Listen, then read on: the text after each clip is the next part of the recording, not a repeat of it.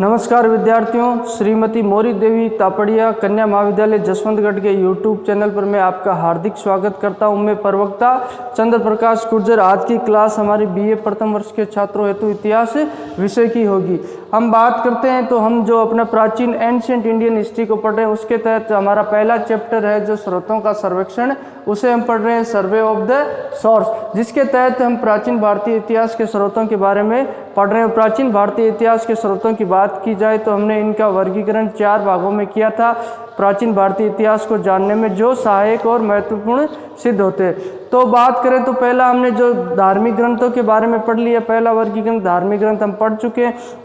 उसके पश्चात बात की जाए तो ऐतिहासिक व समसामयिक ग्रंथ, जिनके बारे में भी हम पढ़ चुके हैं। और तीसरी जो पुरातात्विक साक्ष्य है उनके बारे में हम पढ़ चुके हैं। जो अभिलेख है, अभिलेखों के अंदर गुहा लेख है, स्तंभ लेख है जो, और उसके बाद सिक्के हैं। सिक्कों के अलावा जो हमने जो मृद भांड है, जो अवशेष मिले, उनके बारे में पढ़ लिया है। आज हम पढ़ेंगे विदेशियों का विवरण। जो समय समय पर अगर बात की जाए तो भारत है जो विदेशियों के संपर्क में रहा है और विदेशी भारतीयों के संपर्क में रहे। चाहे हम सिंधु घाटी सभ्यता के काल की बात करें तो उस समय भी हमें जो कई विदेशियों के भारत के साथ व्यापारिक संबंध देखने को मिलते हैं, मेसोपोटामिया के साथ। और इसी तरह हम बात करें तो समय समय पर कई विदेशी यात्री भारत आते भी रहे और कई शासकों द्वारा जो दूत नियुक्त किए गए वो भी भारत आते रहे, और उनके द्वारा जो अपने ज्ञान और अनुभव के आधार पर जो वर्णन किया गया है उससे हमें प्राचीन भारतीय इतिहास को जानने में सहायता मिलती है। अब एक बात हमें बड़ी ध्यान रखनी होती है, इसमें जो विदेशी यात्रियों का वर्णन होता है उसके तहत विदेशी यात्रियों द्वारा कुछ वर्णन मनगढ़ंत कर दिया जाता है, मनगढ़ंत विवरण किया जाता है। उसके तहत हमें उसे ध्यानपूर्वक समझना जरूरी है, क्योंकि उनका जो अनुश्रुतियों के आधार पर, जो सुनी हुई बातों के आधार पर अध्ययन किया जाता है, तो उनको सोच समझकर हमें जो उनका जो तुलनात्मक अध्ययन करते हुए उसको ग्रहण करना चाहिए और प्राचीन भारतीय इतिहास में किस तरीके से सहायक सिद्ध होते हैं उसका ध्यान रखना चाहिए। तो आज हम विदेशी यात्रियों का विवरण पढ़ते हैं। विदेशी यात्रियों में अगर बात की जाए तो विदेशी यात्रियों मुख्यतः यूनानी जो लेखक और जो विदेशी यात्री समय समय पर भारत आए उनके द्वारा प्राचीन भारतीय इतिहास के बारे में उल्लेख किया गया, अपनी ग्रंथों और पुस्तकों के अंदर किया गया। तो यूनानियों का आप अर्थ समझोगे जो यूरोपीय क्षेत्र के लोग हैं, जो यूनानी है, वो वहाँ के जितने भी, चाहे आप रोम का कोई ले लो, इटली से संबंधित हो, चाहे फ्रांस से संबंधित हो, चाहे जर्मनी से संबंधित हो, चाहे ब्रिटेन से संबंधित हो, तो ये यूरोपीय जब भारत आए और इनके द्वारा उल्लेख किया, उसके आधार पर जो प्राचीन भारतीय इतिहास को किस तरीके से हम जान सकते हैं। और दूसरी बात करें तो चीनी लेखक और यात्री समय समय पर भारत आते हैं। कि चीनी लेखक और यात्रियों की बात करें तो कई बौद्ध धर्म के बारे में, बौद्ध धर्म की जानकारी करने के लिए कई जो चीनी यात्री भारत आए थे, उनका जो उल्लेख और विवरण देखने को मिलता है पुस्तकों में, उसके आधार पर हमें भारतीय इतिहास के बारे में जानकारी मिलती है। उसके पश्चात तिब्बती लेखक भी बौद्ध धर्म से संबंधित होने के कारण भारत में बौद्ध धर्म पे अपना शोध करने के लिए समय समय पर भारत आते रहे। तो इनके द्वारा जो पुस्तकें लिखी गई, ग्रंथ लिखे गए, उनमें भी भारतीय इतिहास का उल्लेख होता है। और उसके पश्चात बात करें अरबी लेखक, जो अरबी क्षेत्र है,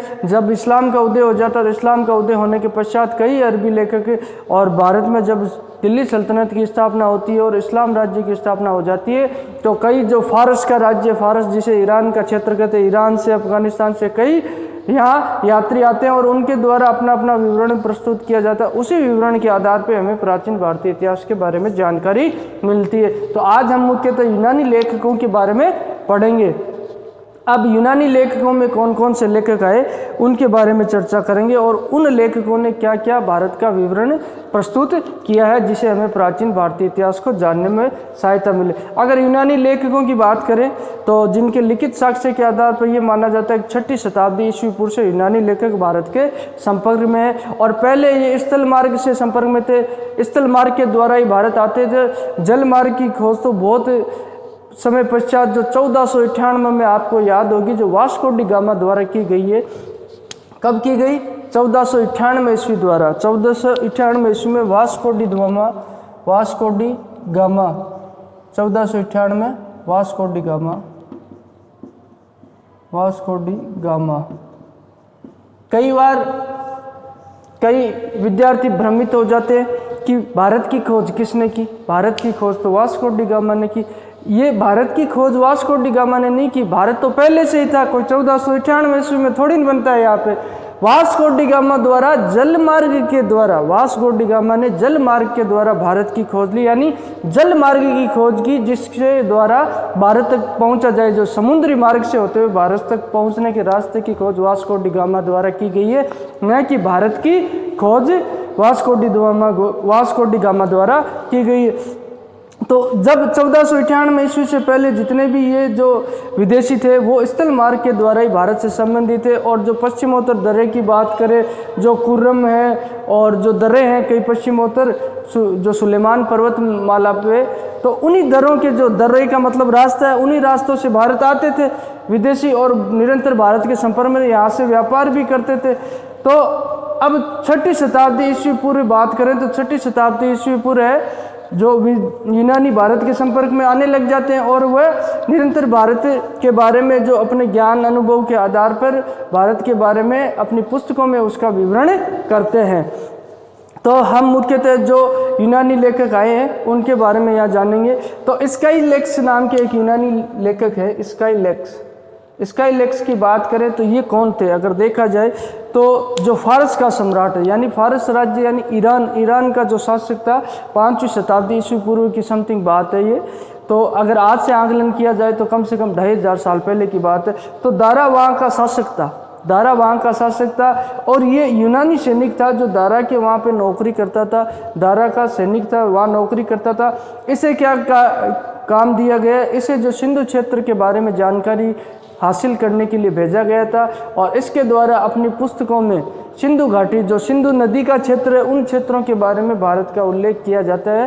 तो इस तरीके से हमें उस समय किस तरीके से जो सिंधु घाटी क्षेत्र पर किसका शासन था या कहाँ उसके जो क्षेत्र थे, भौगोलिक जानकारी उसके बारे में ये हमें इसके उल्लेख से हासिल होती है। अब बात करते हैं हिकेटियस मिलेटस। हिकेटियस, ये नाम आपको थोड़े अजीबोगरीब लगेंगे। अगर आप इनको लिख लीजिए अपनी नोटबुक में, लिखने के पश्चात इनको अगर जो कठिन शब्द होते हैं तो कठिन शब्दार्थों को याद करने का यही तरीका है कि उनको बार बार दोहराया जाए। लिखकर आप इनको बार बार लिख के दोहराओगे तो ये आपको याद हो जाएगा। तो हिकेटियस मिलेटस की बात करें तो ये एक भूगोलवेत्ता थे, यानी जो जियोग्राफी के एक्सपर्ट थे और ये कहते हैं मूलतः कभी भारत नहीं आए और भारत नहीं आए। इन्होंने क्या किया? अपनी पुस्तक की जो रचना की हिकेटियस मिलेटस ने, तो स्काईलैक्स के द्वारा जो विवरण अपनी पुस्तक में दिया उसको आधार मानते हुए और ईरानियों से बातें सुनते हुए, क्योंकि भारत और ईरान के मध्य का क्षेत्र था, वो ईरानी क्षेत्र था, फारस का राज्य था, तो उनके संपर्क में, भारतीयों से संपर्क में आने से पहले ईरान से होते हुए आना था। तो ईरानी ज़्यादा निकट भारतीयों के संबंध में थे, तो उनके द्वारा जो बातें कही गई उसके आधार पर हिकेटियस मिलेटस और स्काईलैक्स ने अपनी पुस्तक में जिस तरीके से विवरण किया है उनके आधार पर इसने अपनी पुस्तक की रचना की और भारत के बारे में उसने उल्लेख किया।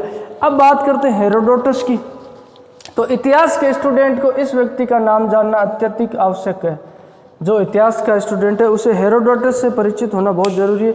अगर हेरोडोटस की बात करें तो इसे इतिहास का पितामह कहा जाता है। क्या कहा जाता है?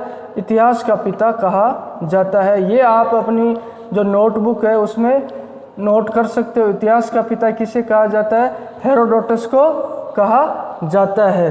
अभी हमने कटेशियस को नहीं पढ़ा, पहले इसे हेरोडोटस को ही पढ़ लेते हैं। चलो, तो इतिहास का पितामह किसे कहा जाता है? हेरोडोटस को कहा जाए, क्योंकि इतिहास लेखन का जो प्रारंभिक कार्य सही व्यवस्थित तरीके से कहा जाता है कि इसके द्वारा किया गया। और ये एक यूनानी व्यक्ति था और इसको अपने राज्य से एथेंस से निष्कासित किया हुआ था। और इसने क्या किया? यूनान और जो फारस के संबंध, फारस के राजा, उनके बारे में अपनी पुस्तकें लिखी और उसके संबंधों के बारे में उल्लेख किया। और इसी के साथ इनने फारस और भारत के जो संबंध है उसके बारे में भी उल्लेख किया। और इसका जो रचना काल, जो इसका समय काल बताते 5वीं शताब्दी ईस्वी पूर्व। ईस्वी पूर्व को आप ध्यान में रखना, ईस्वी सन और ईस्वी पूर्व में अलग अर्थ होता है। और ईस्वी पूर्व की बात करें तो जो इस वर्तमान जो शताब्दी ईस्वी चल रही है सन, उससे 500 साल, 5 शताब्दी अगर उसमें जोड़ दी जाए तो ये 2500 वर्ष पहले की बात होती है। तो उस समय का विवरण इसके द्वारा दिया जाता है। अब बात करते हैं कटेशियस को हमने छोड़ दिया, तो कटेशियस भी जो ये कटेशियस कौन था, ये विदेशी था जो ईरान का राजवैद्य था, और ईरान के राजवैद्य के द्वारा 2 पुस्तकें लिखी गई। एक इंडिका पुस्तक लिखी गई जो भारत के बारे में इसमें उल्लेख था, भारत के बारे में जानकारी थी, और एक पर्शिका लिखी गई, पर्शिका यानी फारस, पर्शिया के बारे में इसमें जानकारी मिलती है। यहाँ पे किसकी जानकारी मिलती है, फारस की जानकारी मिलती है, और यहाँ भारत की जानकारी मिलती है इस पुस्तक में। अगर आपसे पूछा जाए कटेशियस की 2 पुस्तकों में नाम बताइए तो इंडिका और पर्शिका थी, और इसमें इसके द्वारा भारत और फारस का उल्लेख किया। तो ये प्राचीन भारतीय इतिहास को जानने में सहायक होती है, और इसी में भी सिंधु घाटी क्षेत्रों का उल्लेख देखने को मिलता है।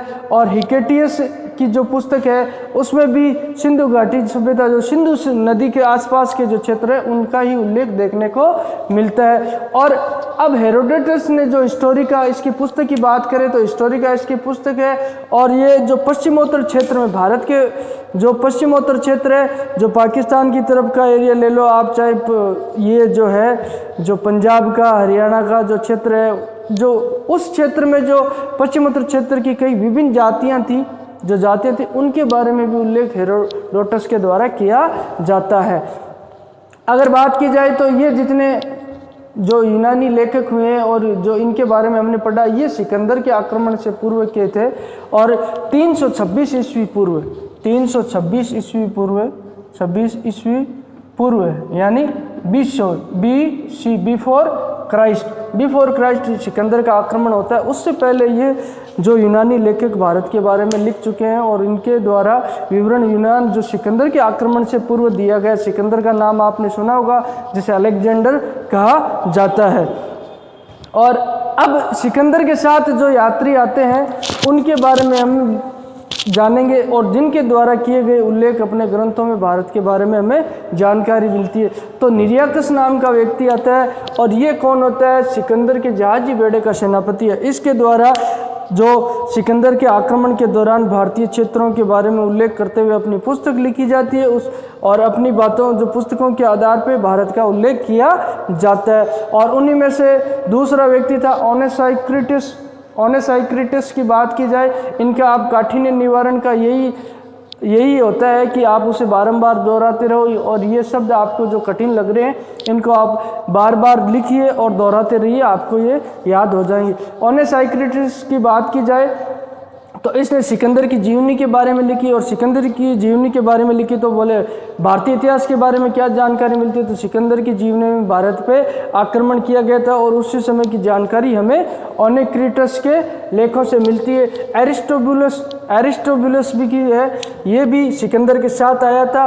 और अब इसमें इसने अपनी पुस्तक लिखी थी युद्धों का इतिहास। युद्धों के इतिहास में जो भारत पे सिकंदर का आक्रमण होते हैं उसका भी जिक्र किया जाता है, और भारतीय क्षेत्रों के बारे में भी हमें अच्छी खासी जानकारी इनकी पुस्तकों से मिलती है। अब ये जो सिकंदर के साथ और सिकंदर से पूर्व जो लेखक जितने भी हैं, इनके द्वारा जो मूल प्रतिलिपियां लिखी गई थी, जो पुस्तकें लिखी थी, वो वर्तमान समय में उपलब्ध नहीं हो, और इन पुस्तकों के आधार पर जिन लेखकों ने उन पुस्तकों के बारे में पढ़ा या सुना था, उन्होंने इनकी अपने ही जो आधुनिक यूनानी लेखक है या उसके पश्चात जो यूनानी लेखक है उनके द्वारा ही इन बातों का जिक्र किया जाता है, विवरण किया जाता है। ये मूल रूप में जो हमें कहीं प्राप्त नहीं होते इनके द्वारा लिखा गया विवरण, तो इनको पूर्ण तरीके से विश्वसनीय मानना भी सही नहीं होगा, क्योंकि मूल रूप में लिखी हुई नहीं मिलती है, और आगे के यूनानी लेखकों के द्वारा इनका जिक्र किया जाता है। और अब बात की जाए सिकंदर के पश्चात भी कई यूनानी लेखक भारत आए, और उनके बारे में हम कल पढ़ेंगे कि इन लेखकों के द्वारा किस तरीके से विवरण दिया गया और भारतीय इतिहास के बारे में। तो इनमें बात करें तो मेगस्थनीज भी आया था। मेगस्थनीज आपको याद होगा जो चंद्रगुप्त मौर्य के दरबार में आता है, और सेल्यूकस जो यूनानी शासक है उसका दूत होता है, और चंद्रगुप्त और मौर्य जो और सेल्यूकस के मध्य युद्ध होता है, जिनके तहत 3 शर्तों के तहत ये रखी जाती है बात। उसी तरह दूतों का आदान प्रदान किया जाता। प्राचीन समय में शासक होते थे, और उनके जो एक दूसरे राज्य में अपने दूत भेजे दिए जाते थे। विदेशी संबंध रखने के लिए। और डायमेकस आता है जिसे डिमेकस भी कहा जाता है। Strabo, Pliny, Arrian, Dionysius, Patrocles, Justin, Plutarch, इनके बारे में आज इन शब्दों को आप लिख के थोड़ा इनको याद करेंगे।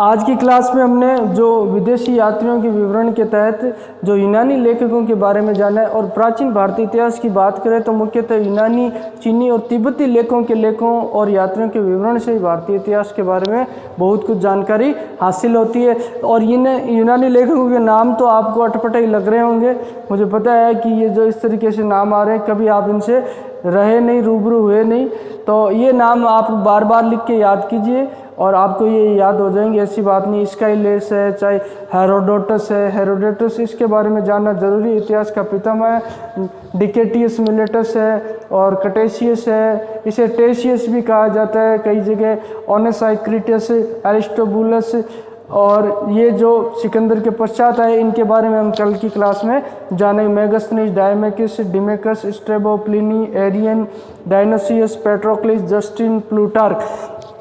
तो उम्मीद करता हूँ कि यहाँ तक आपको बेहतर तरीके से समझ में आया होगा, और यहाँ तक आप कोई चीज़ समझ में नहीं है, किसी तरह की समस्या हो, शंका हो, तो आप निसंकोच कमेंट्स के माध्यम से पूछ सकते हैं।